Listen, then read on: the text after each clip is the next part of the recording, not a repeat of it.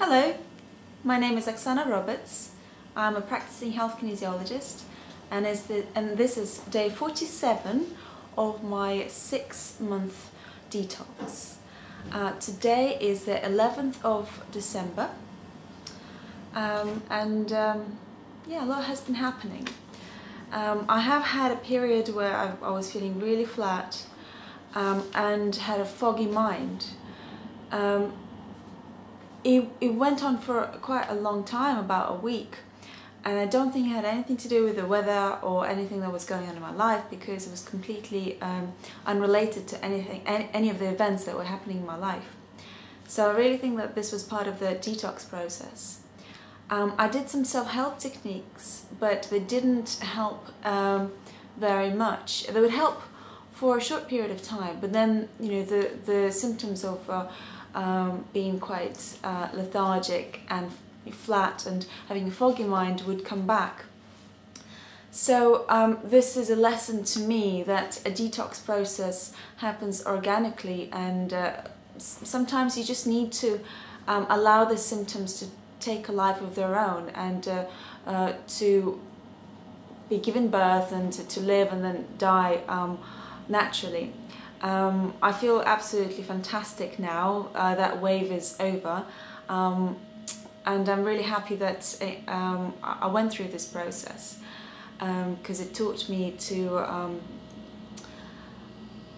appreciate and respect different facets of our emotions. We have negative emotions, we have positive emotions, and without the negative emotions we can't experience the fullness of life as much.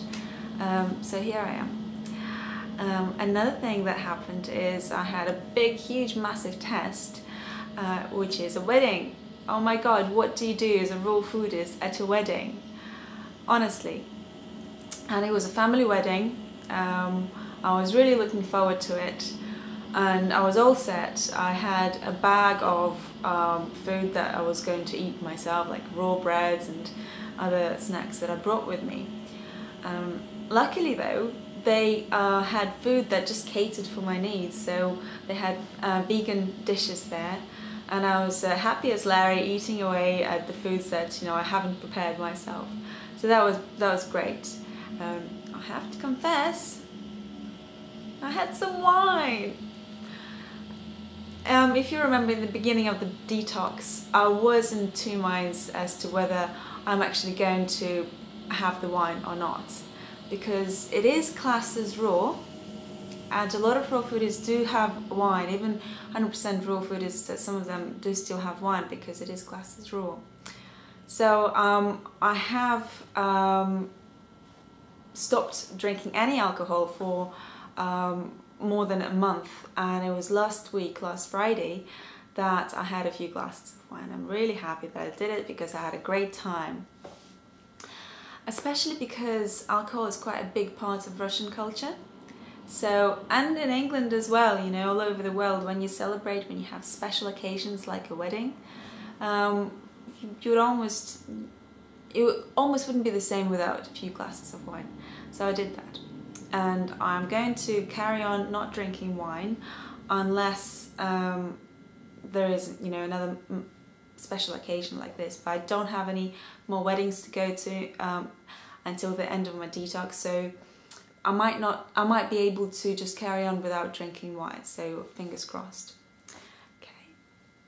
Another thing, and this is going to be an even bigger test for me, because day after tomorrow I'm going to visit my mum, who lives in Helsinki, and she's a lovely, lovely, wonderful, beautiful woman who I love with all my heart. I love my mum so much, and I'm sure she wants to feed me. She wants to feed me, she wants to give me all the treats that she thinks that I would enjoy, she thinks that my husband would enjoy, because, like in many families, mothers like to show their love by putting tasty food on the plate, and most often this tasty food is not what we class as healthy. So I've spoken to her, and she understands what I'm doing, and she supports me. So I said not to worry, I will prepare everything myself, just to have some food ready in the fridge, you know, some ingredients, fruits and vegetables, pulses, seeds and nuts. And I'll do everything myself. I'll show her how to do things, how to prepare amazing food which is healthy for you. And she said that she's actually looking forward to that. So that would be really fun. It would be a way of me bonding with my mum and sharing my passion with her. Hopefully, you know, teaching her a few recipes that I think are, like, you know, the top of my list, my favorite ever foods. And I know that, and I know it will be fine, because my mum is also a holistic therapist. She's into leech therapy, and she does acupoints as well. She works with acupoints as well. So yeah, she will understand. She will. I hope it'll go well.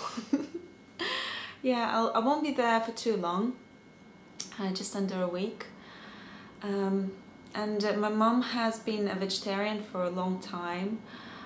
When I was 8 years old, she did a 7-day water fast, and since then she became a vegetarian. So I had, from a very young age, this upbringing where I was surrounded by healthy foods. I was always given juices, and my mum has been such an inspiration to me from a very young age, and I just want to use this opportunity to just say how much I love her. She's not as hardcore as me now, so I have to say I went a bit further than her, and yeah, I'll see how it goes. I know I'm very lucky, really lucky, because there are lots of raw foodists out there whose families don't support them as much. And from speaking to some of my friends who are raw foodists, I really felt for them when they told me that they would have arguments with their parents over, you know, what they eat. And because for a lot of parents, when they feed their children, it's their way of showing them that how much they love them. It's, you know, it's nourishing them. So when that is in fact rejected, parents can feel really hurt.